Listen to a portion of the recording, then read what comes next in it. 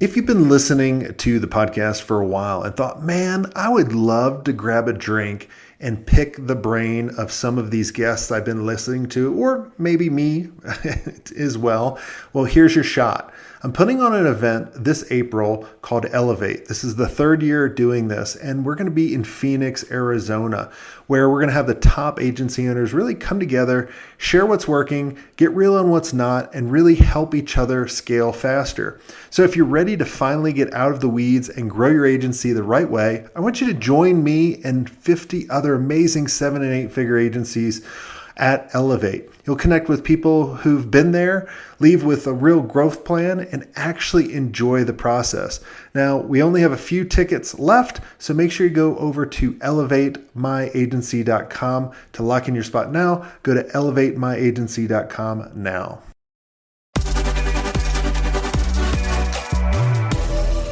Hey, Nico, welcome to the show. Thank you for having me. Yeah, tell us who you are, what you do. Yeah, my name's Biggi. I've been owning the Guerrilla Agency out here in Oregon for almost 11 years now. And fundamentally, what we do is we help support small businesses to help them become successful, fall in love with their business, and really just attack digital marketing from a way that makes them feel like they have an agency that works for them and with them, and not kind of adjacent as this separate entity. So we kind of mold ourselves to our clients to make them the best version of themselves. Awesome. Well, let's kind of start from the beginning. Can you kind of share your journey of how you started your agency and what inspired you to get started? Yeah. Actually, on my website, I call this my origin story. Simply, I went into college and was like, I suck at school. I think we all do, right? And I was like, I knew what I liked to do and I knew what I was good at, and I was just honest about it. I'm good with people and thinking, asking questions. It lended itself into the advertising school at U of O. But when I came out, I thought I did everything right. I applied to 31 agencies, in-state, out-of-state, small ones, big ones. I never even got an auto reply. And it just kind of broke me a little bit because I didn't want to work at enterprise like my other friends who had sociology degrees or whatever. So I started my own company, and really was the greatest thing I could have done because it was success or failure on my own merit, effort. And the only way I could be successful is by creating value for the people that were paying me for it. And so it just was this literally hour by hour, week by week, day by day process of figuring out what works, what doesn't, test it, try it, feel it, roll with it. And so what we ended up doing was we do it at Guerrilla first. If we see it, feel it, it works, then we'll roll it out with a client, do the same thing, more clients. So we don't promote, push, do anything that doesn't have some sort of tangible value or data point to it. So we're not just working to work. It's all purpose driven. Yeah, it's not all theory. It's actually stuff that actually works. You were chatting with Darby, before the show, and he was telling me you guys sell on outcomes. Can you describe that a little bit more about how are you selling outcomes versus selling what you do? Yeah, so I think it's because of what I call the variables. There's so much that goes into marketing that is uncontrollable. Marketing goes to sales. I can't control sales as much as I'd like to. And really, at the end of the day, what an outcome is that why are people calling us? Because no one ever calls me for SEO. They never do. They want leads. They want the phone to ring. They want to solve a problem that they have. And everything is time and money. And so when we really meet with our clients, it's my job to kind of decipher what they mean. Oh, you need to be on Google. You're not finding yourself on Google. Okay, I know how to attack that, right? Here's what we're going to do. But I always ask why. And I just continue this thread line in this process to get to the... Something come to you for a website or whatever it is. You're just like, why do you want that? And you just continue down that? Yeah. And what ends up really happening is it lends itself to a feeling they have that they don't like, such as a website, which is like, old company did this. I don't like it. Doesn't display my services. Okay, well, why? And you just keep going. Or it's leads. And I just try to be honest about it. You want the phone to ring. You want the forms to get filled out. You'd like to make money from the marketing dollars that you're spending and be able to prove it and grow your company and hire more people. And they're like, yeah, okay. So when we go into things, it's, I'm going to attack the most important things that either get you time or money so that we're maximizing our time and therefore their money. And we just really approach those outcomes honestly so that it's up front and it's not this, we're going to do a bunch of social media posts and turn you into a viral star when they don't have a Google business listing and their website's up to date. Yeah, they come to you. They go, "I want." Like, I'd always laugh. People come to you and be like, "I want to go viral." Like, okay, explain to me, why do you want to go viral?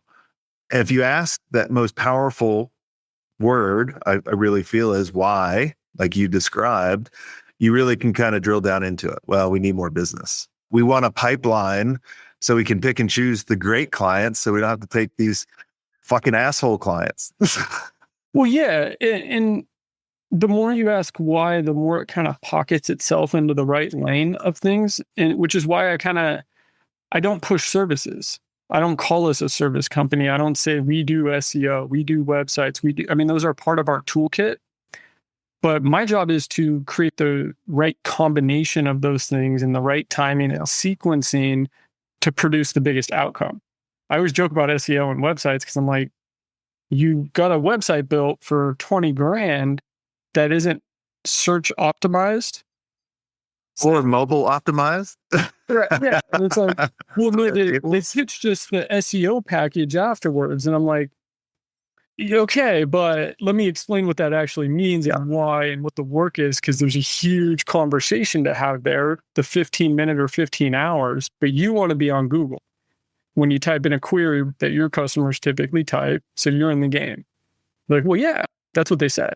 And I was like, okay, that makes more sense than, and so you just have to really decipher it, because I don't expect a customer to call me and know everything about my job. Just as much if I call a plumber, I'm not going to tell him how to do his job either. I mean, your clients are going to be ignorant to the process and ignorant to what they want. So I always looked at it as, I'm going to position what they actually need. And that sounds like your approach, versus what I want to sell them. And a lot of times I would shock the prospect. I'd be like, look, you came to me wanting this. This is normally around this. And they're kind of eye-opening. But you don't need that. All we need to do is this right here, which is probably a quarter of the price. And as soon as you do that, what do you build? You build a massive amount of trust, because every other Dick and Jane are selling, what they want to sell them and what that client asked, which is going to get a great looking website that does nothing. Yeah. They don't explain why either, or the process or the intention. And I think that's a big part of this job that gets missed a lot. I mean, if I interview 100 clients, I bet you 100 say they have no idea what the other agencies are doing. Yep. When I onboard people, I'm like, do you have people talk about SEO. I'm like, okay, well, what keywords were you attacking? We don't know. Oh, what was the last report? Well, I don't know. They sent me this PDF. I'm like, did you read it? And they're like, we couldn't. It didn't make sense. Like, did they walk you through it? No, the guy who sold us disappeared. And we just got email updates, right? I always use those every individual meeting as a way to kind of reverse engineer our process, because I would rather make things more complicated for myself and the team so that it's easier for them, so they understand what every dollar is doing, whether it's time or money or ads or this. And it's because a lot of those reasons I have to hear those stories. I have to listen to the person who just spent 15 grand on a website that they can't log into. And I have to tell them I have to rebuild it. And I hate that, Well, we got to make it very simple. And what I realized this week, the type of personality that you need for your operator, or even in your sales, or in part of your sales, process. Every month we have a member go over a strategy that they're crushing it on. And one of our members started walking us through how they make everyone on their team mini CEOs for each of their roles. And so Chris was like, well, my CEO came up with this and she could present that to the mastermind. I was like, perfect. And I was asking her before we hit record, like, what's your background? Right. And like, I was thinking like operator, right? It was a teacher. Mm-hmm. And that made me think of something, right? And this also, why I was so good at sales and I was so good at picking salespeople, I wanted to know the people that made it very simple, where like a fifth grader could understand. Right. And what I realized again, listening this week, was this person like ran and managed like a fifth grade or even a high school room of like 30 students.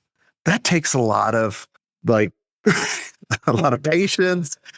You have to talk to them very differently, all that kind of stuff. And I was like, that's what we need more for our COOs, but that's also what we need for our sales advisors, for them to dumb it down, make it really, really simple.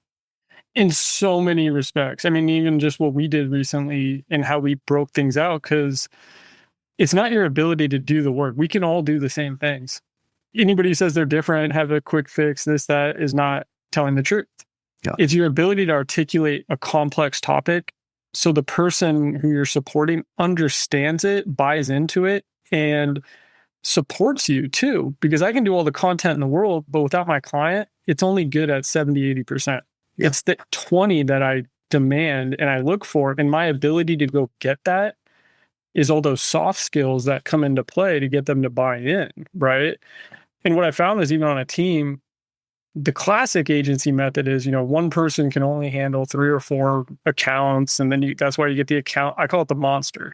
Then you get the account managers, the assistants, the interns, the sales cycles. And to me, it was always about the many hats. If you want to be the general, get on the front lines and learn what it's like. Because if you don't understand the work that goes into developing a website, you're never going to respect SEO. You're never going to respect design or content development or anything else. So everybody on my team has a full understanding of everybody else's role before they kind of jump into the driver's seat. And I really just take that approach because to me, it's not SEO, this, it's words, graphics, code, people. Yep. And when you break it down that way, you can not only handle more work product, but it makes each person more committed to their individual areas too, because it's words on a website, social post, blog post, whatever it is, but you have to respect everybody else's job. So I say on my team, no one is above anybody. We are all in line on this machine running this thing. And without fuel, it don't run. Without operators, it doesn't stay maintained. And if we're not all working in sync, it will fail. But I think you can get buy-in there and you get a lot more accountability to the process too. Oh, so big time. I would want to educate the prospect and the client so much that they could go do it themselves. Mm-hmm. But you said something in the very beginning of the podcast. I make people money and I save people time. And most people want to understand how you're going to get them the result. Because, like I could build a house. I could be a general contractor and build a house.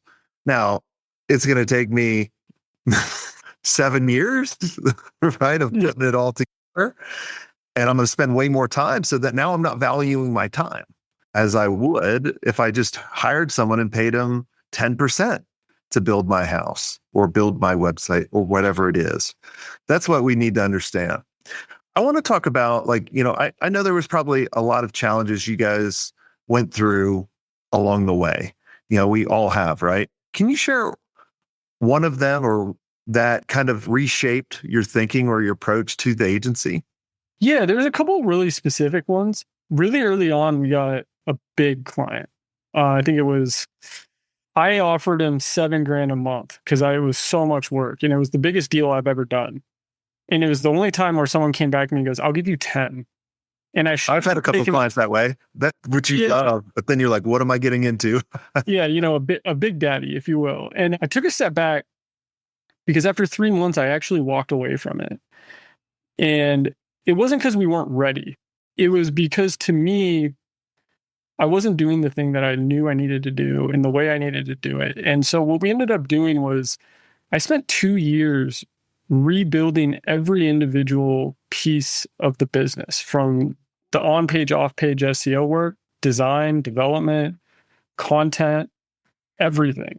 And I only thought about the customer and their not only success, but our way of making sure that it was easy to get the information, the assets, all these different things. And it kind of forced me into this situation of isolating my brain and just peeling the onion back. And so I always go to like a blog as an example, saying, we don't just write blogs because anybody can press a button and write a blog. But we're looking at word counts, keyword densities, table of contents, anything that matters that impacts anything in any data point, we have built out systems for. And it created this reverse engineered strategy that we really apply now, where it's not just what the client's telling us at the beginning. We kind of take this step back and we create something unique each time with our toolkit, as opposed to just doing what they're telling us. Because sometimes that sets you up for failure right off the bat, just like that client did, where he wanted us to do all these things he thought he needed. And as I got into it, I realized it was just a time suck and I wasn't actually giving him value. Oh. And over time, it wasn't going to be beneficial. So I used that as a way to kind of springboard us into really understanding how all systems work. And if we're going to do something, like the other idea being is that we got into cold emails because I saw it out there. I saw some of my friends having some success with it, or at least what they said. And so we tested it with Gorilla. And did it work? No. I hated it because I kept walking away with this situation of, what do I do first thing every morning? I delete all the crap emails. And is that what you do? Delete all the crap emails? Every time. Yeah. And there wasn't ever going to be a time where something would pique my interest enough to give 30 minutes to an hour or this or this. And there was nothing I was ever going to write for my clients that would be so good that would happen. And I don't like spammy. I like authenticity and I like real. And, so we actually stopped and I deleted it as a service. We're not going to do it. And I have a lot of reasons for it. Even if someone asks us, I tell them no. And it's for those reasons. But, I just really believe all a small business owner really needs is someone to come in and create the systems, listen to them, and help them articulate what it is they do to their customers, just like I'm always trying to do talking marketing as well.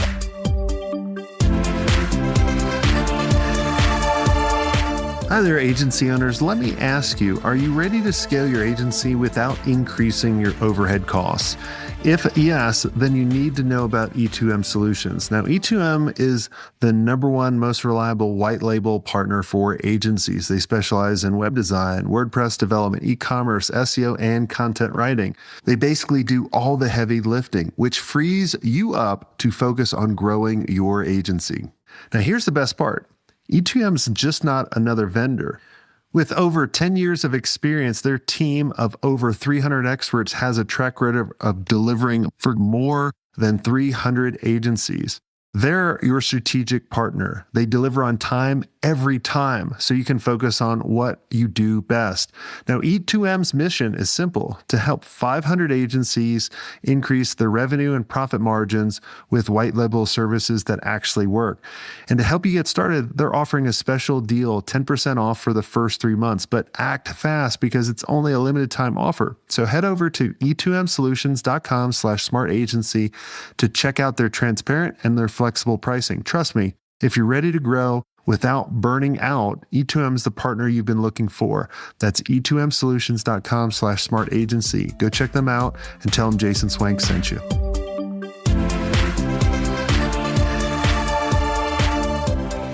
I'm glad you brought that up, because you could have made a lot of money on that service. There's a lot of people that make a lot of money, but they don't deliver any value to people.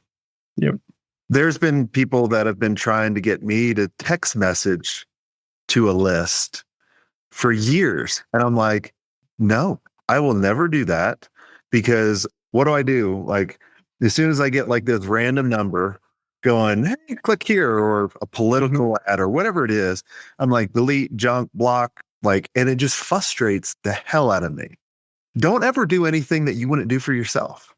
100%. And that's, to be honest, how our marketing campaigns have evolved was myself.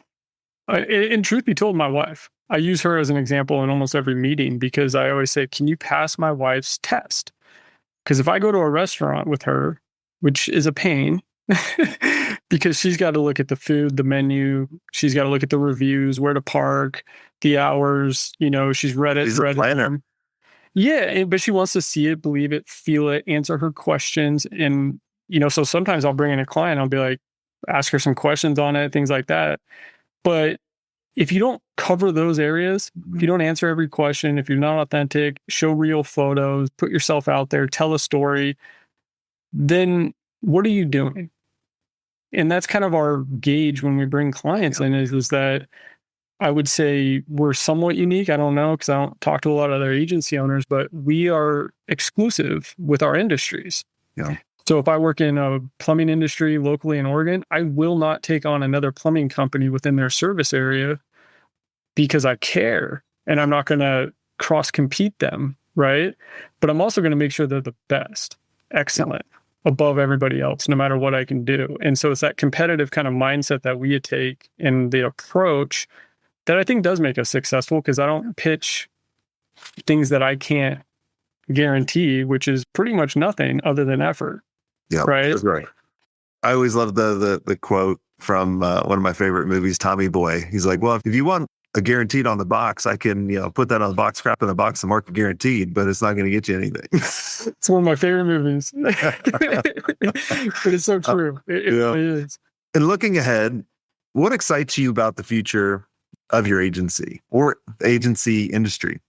I think my excitement is built off the fear that I have right now. Actually, I did a big Reddit post about this and actually somehow got us one of our biggest clients recently.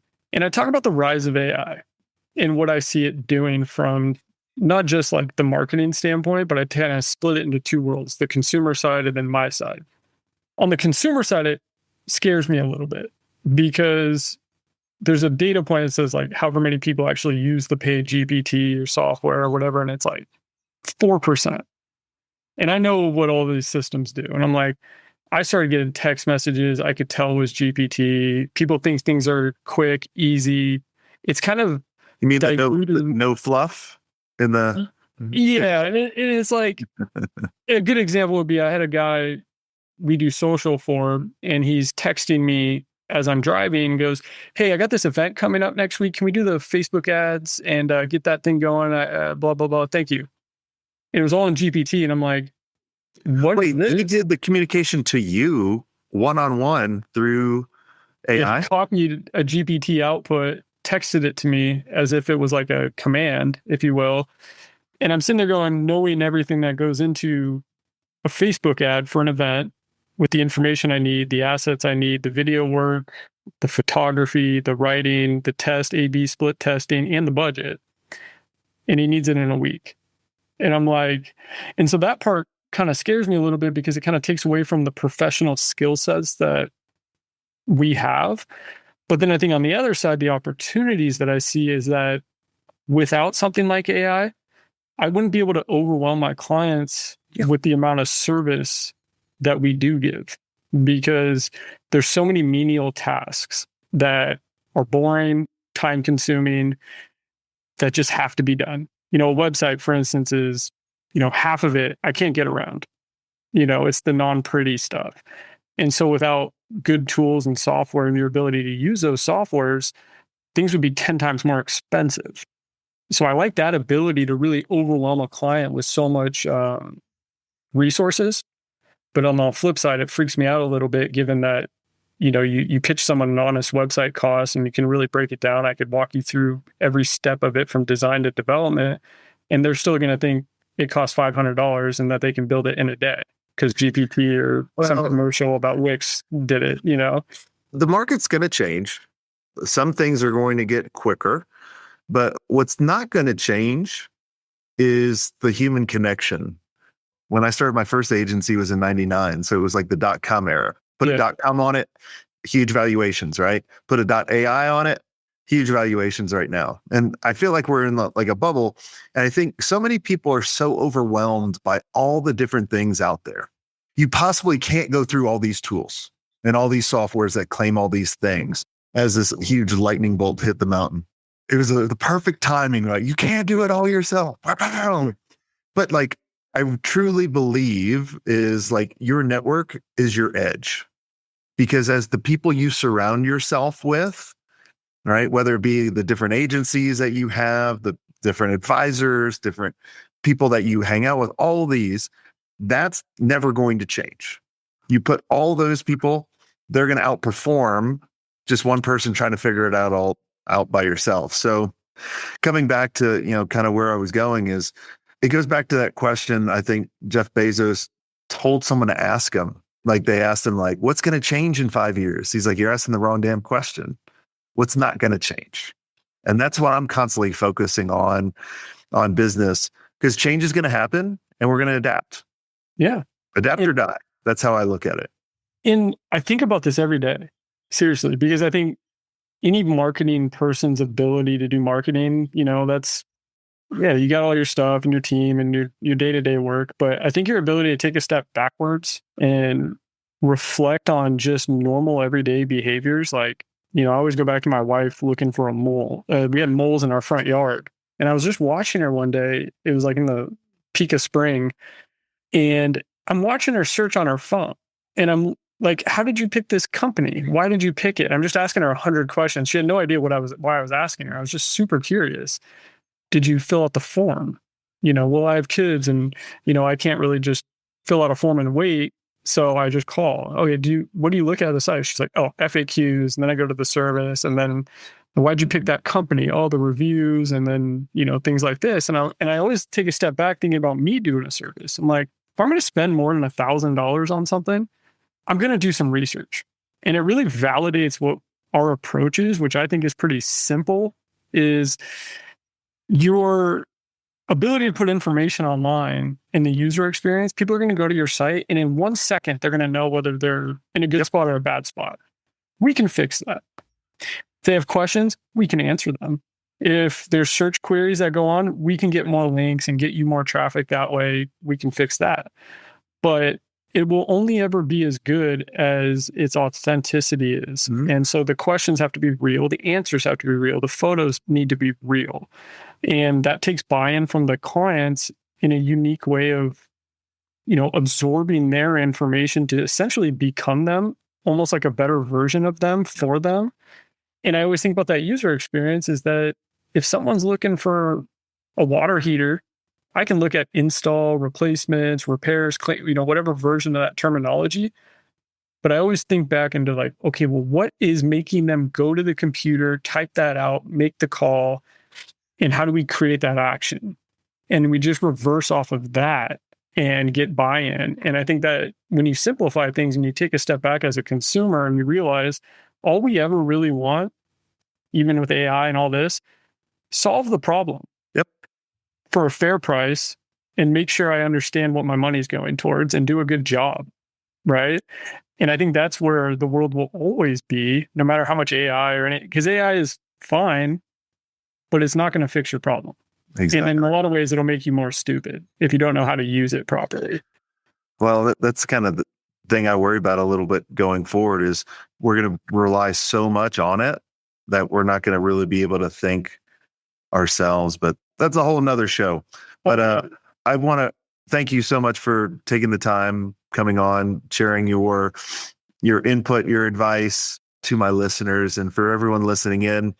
If you do believe that your network is your edge going forward and you want to really kind of catapult your agency to the next level, check out agencymastery.io. We'd love to have a conversation with you and see if you're right for the community and just point you in the right direction. If we can help you out, great. If not, we'll tell you that too, and we'll point you in the direction for that. And until next time, have a swing good.